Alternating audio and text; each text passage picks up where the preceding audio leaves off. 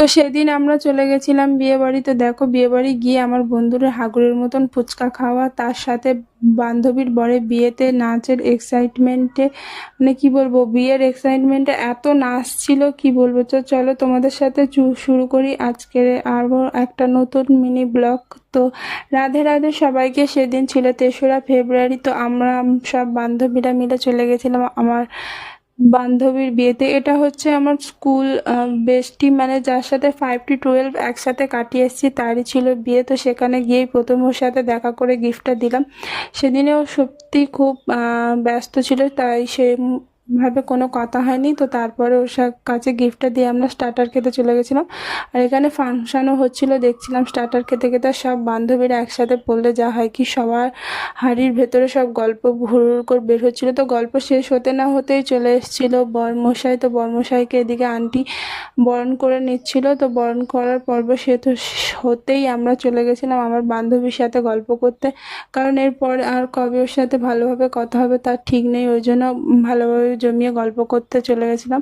তো গল্প করে চলে এসেছিলাম ফুচকা খেতে। তো এটাই হচ্ছে সেই সময় যেখানে আমার বান্ধবী কি বলবো, মানে এত হারে ফুচকা খাচ্ছিল, মনে হচ্ছিল যে ও কোনোদিনই ফুচকা খায়নি। দেখো আমি তো ফুচকা খাচ্ছিলাম আর হাসছিলাম, মানে কি বলবো, ফুচকা খেয়েই যাচ্ছিলাম। কাকুটা রেগেই মানে আর একটু হলে রেগেই যেত, আমরা এত ফুচকা খাচ্ছিলাম। তো ফুচকা খেয়েও আমাদের স্বাদ মেটেনি। তারপর বসে পড়লাম আমরা খাবার টেবিলে। তো প্রথমে চলে এলো ডিমের ডেভিল সঙ্গে স্যালাড। তো স্যালাডের পরে চলে এলো বেবি নান আর চানা মটর। তো তারপর আর কোনো ফুটেজ নেওয়া হয়নি, কারণ সবার সাথে একসাথে খেতে বসেছি অনেক দিন পর। গল্প শেষই হচ্ছিল না আমাদের, কি বলবো, ওই জন্য আর কোনো ভিডিও করা হয়নি। তো খাওয়া দাওয়া কমপ্লিট করে বেরিয়ে আসছিলাম, তখনই সেই মুহূর্তটা দেখলাম যেখানে এক্সাইটমেন্টে বর নাচতে শুরু করে দিয়েছে। শুধু দেখো, তোমরাও দেখো কীরকম নাচছে। তো তারপর আবার কি অনেকটাই রাত নামছিল, ওই জন্য বান্ধবীর বিয়েটা পুরো দেখতে পারিনি। তো চলে গেছিলাম। তো তারপরের দিন সকালবেলা আমি বাড়ি ফিরেছিলাম। তো অটোতে উঠে আমার অবস্থা কিছুটা এরকম হয়েছিল, রাতভর যেন ঘুম হয়নি, এরকম অবস্থা চোখ মুখে। তো নিজের গ্রামের রাস্তা দেখে যেন মনে আলাদাই একটা শান্তি আসছিলো, যেন মনে হচ্ছিলো কতদিন বাড়িতে ফিরিনি আমি।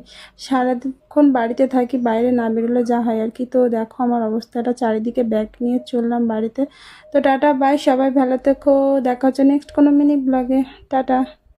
তো সেদিন আমরা চলে গেছিলাম বিয়ে বাড়িতে। দেখো বিয়ে বাড়ি গিয়ে আমার বন্ধুরা হাগুরের মতন ফুচকা খাওয়া, তার সাথে বান্ধবীর বরের বিয়েতে নাচের এক্সাইটমেন্টে, মানে কি বলবো, বিয়ের এক্সাইটমেন্টে এত নাচ ছিল কি বলবো। তো চলো তোমাদের সাথে শুরু করি আজকের আরও একটা